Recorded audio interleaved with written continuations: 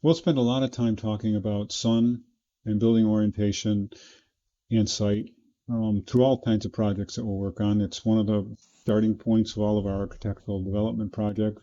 Where's the sun coming from, and where do we need it? What time of day? What are the issues with it? And maybe one of the best examples of this idea of thinking about the sun and then having a building that's responsive to that, to its advantage, is the solar hemicycle building. I think it's called the Jacobs House 2. I'm seeing that written down there. Um, Built in the 40s, very progressive looking even by today's standards. And there's a lot going on here that's just not about the building curving towards the motion of the sun during the day.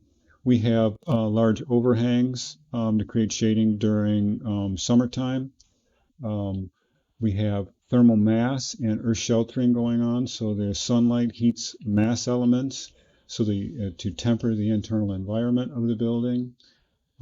So there's plenty of locations of bedrooms and the organization of space, the inclusion of water in the building. So this is a very progressive environmental building, even today, but this was done let's see, that is 80 years ago. So keep it in mind. Think about this building when you think about what a building can be when we talk about respect to site and sun. But without the grander ideas of major form creation of buildings, there are many things that architects can do at the landscape level to anticipate the sun and the effects of it and deal with it in natural ways. So this is a graphic out of our textbook, and you can imagine these are deciduous trees that lose their leaves. And the idea here is we are accepting morning sun to the building, but we're rejecting it afternoon sun in the late day. Usually when a building goes through an evening cycle, it's cooled down. Morning sun is an acceptable time to allow sun to warm the interior spaces. And they warm, but in the afternoon, in order to prevent them from overheating, they can now be shaded from that afternoon sun. And then even maybe more significantly, come winter time, when we have a requirement for sunlight to enter our building all the time, these are deciduous trees. They lose their leaves, and they're no longer creating this kind of shading effect.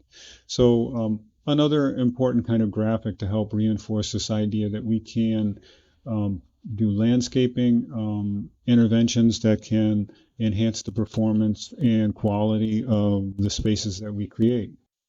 And this can happen on a global scale, an urban scale, on a large scale construction of building.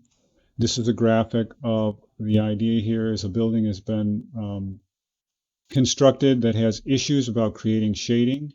And so the architects and designers have looked at carving the interior of the building to create these lit courtyards during the working periods of the day. So the idea of this carving of light, especially in urban settings, to preserve the quality of these outdoor common areas.